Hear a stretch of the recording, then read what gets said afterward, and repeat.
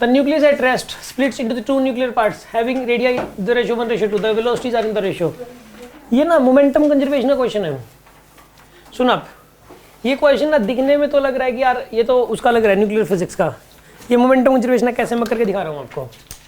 The nucleus at rest, ये nucleus है मान लो m मास का, इनका रेडियस का रेशियो 1:2।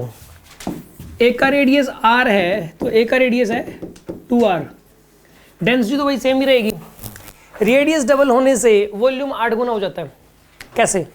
देखो रेडियस डबल होने से वॉल्यूम कितना हो जाता है? 8 गुना। ये रिजल्ट होता है। ये रिजल्ट कहाँ से आया? वॉल्यूम क्या होता है? 4/3 पाई r क्यूब। तो ये वाला कितना हो जाएगा? 4/3 पाई 2r का क्यूब। तो वॉल्यूम इसका अगर v है तो ये कितना हो जाएगा? 8v। तो डेंसिटी तो उतनी ही रहेगी, तो मास 8 गुना हो गया। मास कितना हो गया इसमें? 8 गुना। इसका मास m है तो इसका मास कितना हो जाएगा यहाँ पे? 8m। ये बात समझ आ रही है आपको? वॉल्यूम 8 गुना।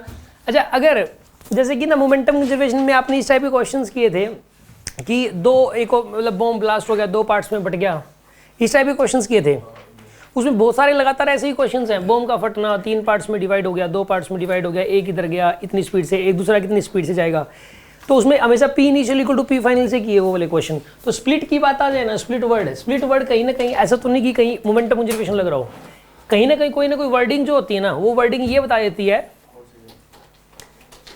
कि मतलब जो है ना इसके अंदर वो वर्डिंग जो है ना वो बता देते कि ये तो कौन से टॉपिक का। समझ में आई बात आपको? मतलब एक बार किसी बंदे ने मेरे को ना पूछा कि यार मतलब मैं एक बार गुलमर्ग गया, वो कहते गुलमर्ग कैसा है? मैंने कहा जन्नत है एकदम। जन्नत बोलते उसने मेरे को ये बोला कि नाम क्या आपका? तुरंत उसने ये बोला। क्यों पूछा? मैं तुरंत समझ गया, क्योंकि जन्नत वर्ड मुस्लिम बोलते हैं, हम तो स्वर्ग बोलते हैं, हम तो स्वर्ग बोलते हैं। तो जन्नत वर्ड सोचते हैं, उनको ये लगा कि ये एक बार मैं कास्ट पता करूँ, ये मुस्लिम है कि हिंदू, ये पता कर लूँ, फिर नाम से पता लग जाता है उसको। ठीक है, तो हालांकि ये बात सुनो सोचने वाली बात है कि एक वर्ड से और कहाँ पहुंच गया वो एक बंदा, एक ही वर्ड से। ठीक है, तो इस प्रकार यहाँ पे कई बार एक वर्ड ऐसा होता है जो टॉपिक का नाम और वो कैसे सोल्व करना वो बता देता है। ये स्प्लिट वर्ड ये बता रहा है कि ये जो है ना ये कौन से चैप्टर का और कैसे करना है। इसमें P initial equal to P final लगाना है।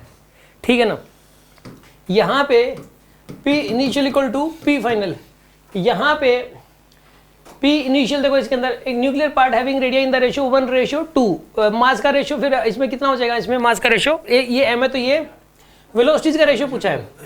मैं आपको एक बात बताऊं, एक की वेलोसिटी इस तरफ मान लो और एक की वेलोसिटी इस तरफ मान लो, v1 और v2। वैसे जो मास का रेशियो होता है ना, वेलोसिटी का रेशियो उसका रेसिप्रोकल होता है, क्योंकि m × v जो प्रोडक्ट है वो सेम रहेगा। मोमेंटम कंजर्वेशन क्या होता है? पूरे सिस्टम का जो मोमेंटम वो क्या रहेगा? कांस्टेंट। मोमेंटम क्या रहेगा? कांस्टेंट। मास अगर 8 गुना बढ़ गया तो वेलोसिटी 8 गुना घट जाएगी। मास 8 गुना ज्यादा है तो वेलोसिटी 8 गुना कम है। ठीक है, तो इसके अंदर ये 1:2 दे रखा है, तो ये कितना? ये 1:2 दे रखा है। तो मास का रेशियो कितना आ जाएगा इसके अंदर? 1:8। तो ये 8:1 बन जाएगा। और इसमें 8:1 अगर इसका आंसर में ना एक 1:8 दे रखा होता तो वो आंसर नहीं आता, 8:1 आंसर आएगा। देखो इसको एक तरीका और था इसको सोचने का, इस तरीके से इसको देखो कैसे सोचते हैं आप। देखिए P इनिशियल तो इसमें ना रेस्ट में था पूरा सिस्टम, 0 था दोनों पार्ट्स में, पहले पूरा सिस्टम इकट्ठा था, रेस्ट में था। अब सुनो, इसकी वेलोसिटी होगी 8m और इसका मोमेंटम कितना हो जाएगा बताइए? नेगेटिव में का मोमेंटम तो हमेशा साइन के साथ ही लिखते हैं। इधर होगा मोमेंटम तो पॉजिटिव, इधर होगा तो नेगेटिव, ऊपर होगा तो पॉजिटिव, नीचे होगा तो नेगेटिव। ये चीज मोमेंटम एक वेक्टर क्वांटिटी है और विद साइन ही लिखते हैं मोमेंटम कंजर्वेशन लगाते वक्त। तो इसका तो 8mv1 और इसका मोमेंटम कितना हो जाएगा बताइए? माइनस का mv2, ये हो जाएगा आपके पास। तो 8mv1 इक्वल्स टू mv2, तो m से m कैंसिल हो गया। तो वेलोसिटीज का जो रेशियो है यहाँ पे v1/v2 की वैल्यू कितनी आएगी बताइए? यहाँ पे 8/1, लेकिन v1 किसको मान रहा हूँ मैं? इसको ले लिया ना मैंने v1 एक काम करो, इसमें v2/v1 बताना था। इसका मतलब क्यों बताना था?